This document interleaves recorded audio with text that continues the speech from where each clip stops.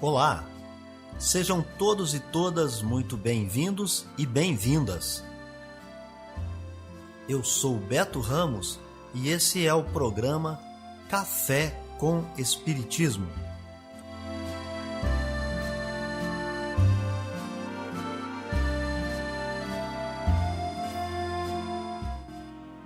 Um programa diário que aborda temas da filosofia, de conhecimentos gerais e de espiritismo. A verdade é o conhecimento que liberta.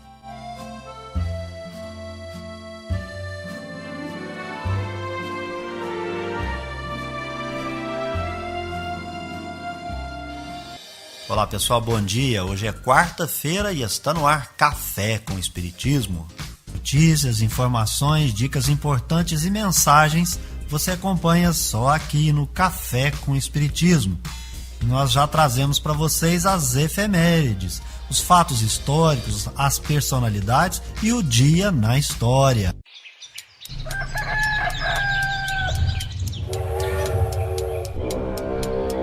Dia na história.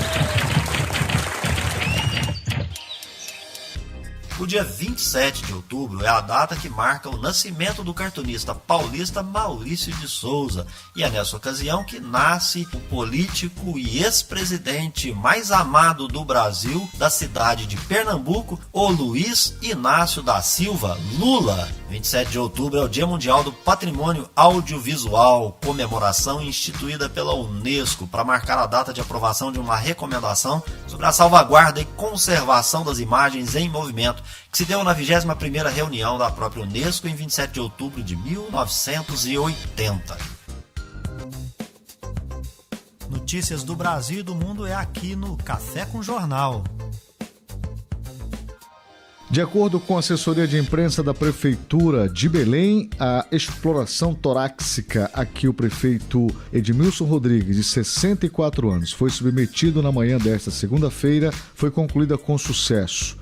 O boletim médico, apresentado no final da manhã, afirma que foram drenados fragmentos de sangue residual que estavam retidos e que o prefeito não possui qualquer lesão nos pulmões e registrou melhoras na função renal e nos fatores hematológicos. Ainda, segundo a nota sobre o estado de saúde do prefeito, consta num documento que Edmilson está acordado, respirando espontaneamente e conversando. Mesmo assim, de acordo com os médicos, permanece em recuperação pós-operatória na unidade de terapia intensiva UTI. O primeiro boletim médico divulgado às 8 horas de hoje apontou que houve necessidade de um procedimento após ser identificado sangramento por meio de exames de imagem e laboratoriais realizados na noite de domingo. O prefeito, que foi vacinado 2 vezes contra a Covid-19, testou positivo em 1º de outubro. Foi encaminhado a um hospital no dia 6 de outubro. Teve alta no dia 19, mas voltou a ser hospitalizado no último sábado no hospital particular aqui na capital por apresentar fortes dores nas costas. Logo em seguida foi submetido a um procedimento médico bem sucedido, segundo a nota, para drenar uma hemorragia localizada na caixa torácica ou cavidade torácica. A hemorragia foi causada por uma contratura muscular e facilitada pelo uso de medicamentos e anticoagulantes necessários ao tratamento pós-Covid. O procedimento cirúrgico exigiu que o prefeito precisasse fazer transfusão de uma quantidade considerável de sangue e, por conta disso, foi lançada uma campanha de doação de sangue aqui na capital. A nota encerra dizendo que, após esta exploração torácica, o prefeito Edmilson apresenta quadro de saúde satisfatório. Marcos Aleixo, da Rádio Cultura de Belém, para a Rádio Nacional em Brasília. Falta menos de um mês para o início das provas do Enem, o Exame Nacional do Ensino Médio. Os dias que restam até lá são cruciais para garantir que o candidato esteja preparado e tranquilo para responder às 180 questões objetivas e fazer uma boa redação. O estudante João Vitor Grigoleto sabe muito bem disso. ele pretende concorrer aos cursos de medicina ou direito, que costumam estar entre os mais disputados. Por isso, João Vitor já organizou o tempo dele para conseguir dar conta das revisões para o Enem e da matéria que ainda está aprendendo na escola. No dia eu tenho uma aula de manhã. Nas primeiras horas da tarde, eu reviso e faço exercícios de tarefa que já estão voltados para o Enem e para a FUVEST. Isso ajuda bastante. E quando acaba esse exercício do dia, que é uma revisão bem rápida, eu pego provas antigas, tanto da FUVEST quanto do Enem, para revisar mesmo matérias passadas, matérias do início do ano, matérias do segundo, do primeiro ano. A estratégia de João Vitor na reta final para o Enem é a recomendada pelo professor de matemática Elivan de Azevedo. Ele sugere ainda que a revisão dos conteúdos passados seja intensificada quando faltarem poucos dias para as provas. Para Elivan, o ritmo de estudos nas últimas semanas deve ser aquele com o qual o aluno já está acostumado. A gente indica que ele continue fazendo isso, continue estudando, continue mantendo a matéria em dia e faça a revisão só nas últimas 2 semanas. Tem que pegar a matéria que ele já estudou, que ele tem uma segurança, e tentar fazer exercícios, fazer resolução de problemas, bem focado no Enem. Aí entra provas anteriores, simulados. Agora, nas últimas semanas, não adianta ficar querendo envolver um conceito que eu nunca vi. Tem que se focar no que já sabe e treinar para garantir esses pontos. As estratégias de estudo e de organização do tempo podem ser boas aliadas na preparação para o Enem, mas não existe uma fórmula mágica que funciona para todos os candidatos. O professor universitário Wellington Pedro da Silva, docente do curso de Letras, recomenda que cada pessoa se observe com calma para encontrar o próprio ritmo de estudos. Cada pessoa tem uma estratégia de estudo que funciona, assim, né? Porque às vezes acaba sendo um desgaste mental, emocional e físico também o processo de estudar. Então acho que cada um vai entendendo ali como que o seu organismo, como o seu corpo vai funcionando. Eu sugiro não ultrapassar esses limites, porque às vezes a pressão ela é tão grande, eu quero mais, eu quero aprender, eu quero trazer essas informações, e você acaba ultrapassando o seu limite físico, o seu limite mental. A importância de se ter um método de estudo eficiente na preparação para o Enem é indiscutível, mas não é o único fator que garante um bom desempenho. Muitas pessoas têm dificuldades com o lado emocional. Amanhã, nós vamos conhecer algumas dicas para superar problemas como ansiedade e nervosismo, para que as provas sejam feitas com tranquilidade e confiança. Esta reportagem teve produção de Dayana Vitor e sonoplastia de José Maria Pardal. Eu sou Daniel Ito e espero você no próximo episódio da série Enem 2021.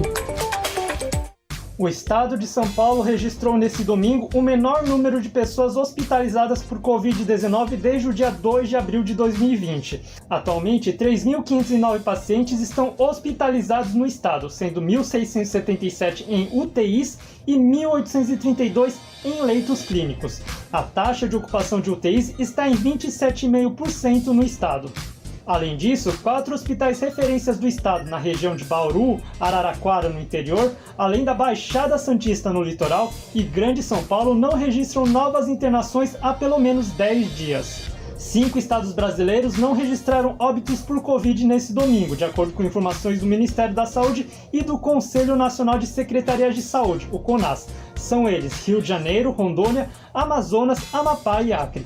Os estados de Mato Grosso do Sul e Tocantins também não registraram mortes na base de dados do Ministério, mas o CONAS afirma em seu portal que eles não atualizaram os números desde sábado. A média móvel semanal de novos casos no Brasil ficou em pouco mais de 12 mil na última semana e a média de novos óbitos em 7 dias ficou em 329, em relativa estabilidade desde o dia 13 de outubro. A taxa de ocupação de leitos de UTI no país nesse domingo permaneceu em média em 28,5%, taxa que está em estabilidade desde o dia 18 de outubro, de acordo com o portal da Transparência da Covid-19, que analisa os dados fornecidos pelo SUS e pelos estados. O avanço da vacinação em todo o país é um dos principais fatores na diminuição de número de casos, internações e óbitos. Mais de 74% da população adulta brasileira já tomou ao menos uma dose e mais de 54% já completaram o ciclo de vacinação. Da Rádio Nacional em São Paulo, Nelson Lim. Viver bem. Dicas de como conviver harmoniosamente em todas as fases da vida. Para você que busca sua melhora individual, temos dicas de esportes, alimentação saudável, leitura edificante, hábitos espíritas e profissões. Viva bem e favoreça sua saúde física, mental e espiritual. Confira agora dicas de hábitos espíritas. Mas saiba antes que o Espiritismo é uma doutrina baseada no conjunto dos conhecimentos científico, filosófico e moral e nada tem a ver com religião. Foi produzida em meados do século XIX por um famoso pedagogo, professor, cientista, pesquisador, escritor de livros didáticos, fundador e diretor de escolas, além de contador, Hippolyte Léon Denisard Rivaio, conhecido como Allan Kardec. Sob esse pseudônimo, ele produziu as seguintes obras: O Livro dos Espíritos, a Revista Espírita, Instruções Práticas sobre as Manifestações Espíritas, O que é o Espiritismo, Cartas sobre o Espiritismo, O Livro dos Médiuns, o Espiritismo em sua mais simples expressão, Viagem Espírita em 1862, Resposta à Mensagem dos Espíritas Lioneses, Resumo da Lei dos Fenômenos Espíritas ou Primeira Iniciação, o Evangelho segundo o Espiritismo, O Céu e o Inferno ou a Justiça Divina segundo o Espiritismo, Coleção de Preces Espíritas, Estudo acerca da Poesia Medianímica, Caracteres da Revelação Espírita e a Gênese, os Milagres e as Predições segundo o Espiritismo. E para você que quer ser iniciante nessa doutrina, seguem algumas informações básicas. O Espiritismo é uma doutrina reencarnacionista, pois crê na reencarnação como forma de aprimoramento moral e intelectual. E nesse sentido, os espíritos existem. O Espiritismo não só crê na sua existência, como tem como princípio a comunicação com os espíritos e também se baseia na prática da caridade. A máxima fora da caridade não há salvação se refere ao amor ao próximo, o qual devemos praticar através da caridade moral e material. Comprometimento com os estudos. Todo aquele que quer se aprofundar no conhecimento espírita precisa estudar muito, adquirir todo o manancial do conteúdo da doutrina espírita que estão contidos nas obras que acabamos de citar, de autoria de Allan Kardec. Para os iniciantes, é preciso começar pela obra O que é o Espiritismo e, em seguida, O Livro dos Espíritos, que pode ser estudado conjuntamente com as revistas espíritas e, assim, sucessivamente, estudar as demais obras, O Céu e o Inferno, O Evangelho segundo o Espiritismo e a obra A Gênese. Todas as obras produzidas por Allan Kardec devem ter espaço no estudo aprofundado da doutrina espírita. Todas as demais obras, mesmo aquelas que são mediúnicas, devem ser estudadas sob a ótica e sob os princípios espíritas deduzidos por Allan Kardec sob ditado e ensino dos espíritos superiores. Amor à sabedoria. Está no ar o Filosofando. Para todo aquele que pesquisa, lá no Evangelho segundo o Espiritismo você encontra resumo da doutrina de Sócrates e Platão. Nesta semana nós trazemos para você esse resumo. A preocupação constante do filósofo, tal como o compreendem Sócrates e Platão, é a de ter o maior cuidado com a alma, menos em vista desta vida, que é apenas um instante, do que em vista da eternidade. Se a alma é imortal, não é sábio viver com vistas à eternidade? O cristianismo e o espiritismo ensinam a mesma coisa. Se a alma é imaterial, ela deve passar após esta vida para um mundo igualmente invisível e imaterial, da mesma maneira que o corpo, ao se decompor, retorna à matéria. Importa somente distinguir bem a alma pura, verdadeiramente imaterial, que se nutre como Deus da ciência e de pensamentos, da alma mais ou menos manchada de impurezas materiais, a preocupação constante do filósofo, retendo-a nos lugares de sua passagem pela terra. Sócrates e Platão, como se vê, compreendem perfeitamente os diferentes graus de desmaterialização da alma. Eles insistem sobre as diferenças de situação que resultam para ela de sua maior ou menor pureza. Isso que eles diziam por intuição, o Espiritismo o prova pelos numerosos exemplos de que nos põe diante dos olhos. Se a morte fosse a dissolução total do homem, isso seria de grande vantagem para os maus, que após a morte estariam livres, ao mesmo tempo de seus corpos, de suas almas e de seus vícios. Aquele que adornou sua alma, não com enfeites estranhos, mas com os que lhe são próprios, ele somente poderá esperar com tranquilidade a hora de sua partida para o outro mundo. Em outros termos, quer dizer que o materialismo que proclama o nada após a morte seria a negação de toda a responsabilidade moral ulterior e, por conseguinte, um estímulo ao mal, que o malvado tem tudo a ganhar com nada, que o homem que se livrou dos seus vícios e se enriqueceu de virtudes é o único que pode esperar tranquilamente o despertar na outra vida. O Espiritismo nos mostra, pelos exemplos que diariamente nos põe ante os olhos, quanto é penosa para o malvado a passagem de uma para a outra vida, a entrada na vida futura. O corpo conserva os vestígios bem marcados dos cuidados que se teve com ele ou dos acidentes que sofreu. Acontece o mesmo com a alma. Quando ela se despoja do corpo, conserva os traços evidentes de seu caráter, de seus sentimentos e as marcas que cada um dos seus atos lhe deixou. Assim, a maior desgraça que pode acontecer a um homem é a de ir para o outro mundo com uma alma carregada de culpas. Tu vês, Cálixes, que nem tu, nem Polos, nem Gorgias poderíeis provar que se deve seguir outra vida que nos seja mais útil quando formos para lá. De tantas opiniões, a única que permanece inabalável é a de que mais vale sofrer que cometer uma injustiça e que, antes de tudo, devemos nos aplicar não a parecer, mas a ser um homem de bem. Conversações de Sócrates com os discípulos na prisão. Aqui se encontra outro ponto capital, hoje confirmado pela experiência, segundo o qual a alma não purificada conserva as ideias, as tendências, o caráter e as paixões que tinha na terra.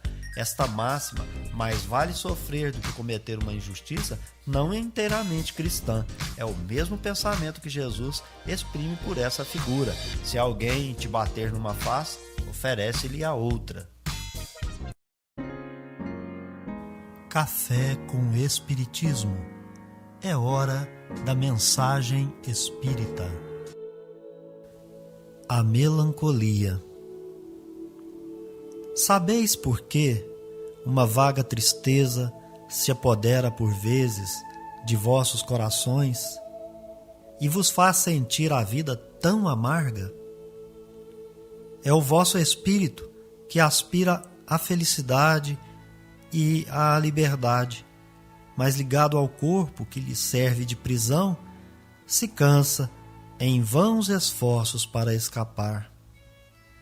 E vendo que esses esforços são inúteis, cai no desânimo, vendo o corpo sofrer sua influência com a languidez, o abatimento e uma espécie de apatia, que de vós se apoderam, tornando-vos infelizes. Acreditai no que vos digo e resisti com energia a essas impressões que vos enfraquecem a vontade. Essas aspirações de uma vida melhor são inatas no espírito de todos os homens, mas não a busquei neste mundo. Agora que Deus vos envia os seus espíritos para vos instruírem sobre a felicidade que vos está reservada, esperai pacientemente o anjo da libertação, que vos ajudará a romper os laços que mantêm cativo o vosso espírito. Pensais que tendes a cumprir durante vossa prova na terra uma missão, de que já não podeis duvidar, seja pelo devotamento à família, seja no cumprimento dos diversos deveres que Deus vos confiou. E se no curso dessa prova, no cumprimento de vossa tarefa, virdes tombarem sobre vós os cuidados, as inquietações e os pesares, sede fortes e corajosos para os suportar. Enfrentai-os decisivamente, pois são de curta duração, e deve vos conduzir junto aos amigos que chorais, que se alegrarão com a vossa chegada e vos estenderão os braços para vos conduzirem a um lugar onde não tem acesso às amarguras terrenas. O Evangelho segundo o Espiritismo, no texto ditado pelo espírito François de Geneve, em Bordeaux, na França, convida para o conhecimento íntimo. Sua questão inicial poderia ser formulada assim: você sabe por que a depressão nos atinge? Tristeza, insatisfação com a vida, traz como causa a não aceitação do espírito com a prova da encarnação. Como um pássaro preso na gaiola que deseja bater as asas e voar livremente, assim é o espírito preso ao corpo. Devendo se ligar a um corpo por um período de tempo, mas se negando ao cumprimento dessa lei, o espírito rebelde luta, mas seus esforços são em vão. Nessa luta contra o que é inexorável, vem o desânimo, o abatimento, o cansaço, uma espécie de apatia. O espírito procura se desligar e cai na inação. Mas encarnação é vida, e vida é movimento. O caminho é resistir, porque o resultado desse processo, sem dúvida, é a infelicidade. Pois o espírito sabe que deixou de aproveitar um tempo que não mais voltará. Querer uma vida melhor é natural e até necessário. Mas na terra, isto é, na matéria, não haverá verdadeira felicidade para o espírito. Em tudo que se vá realizar, é necessário aceitar como se fosse uma missão.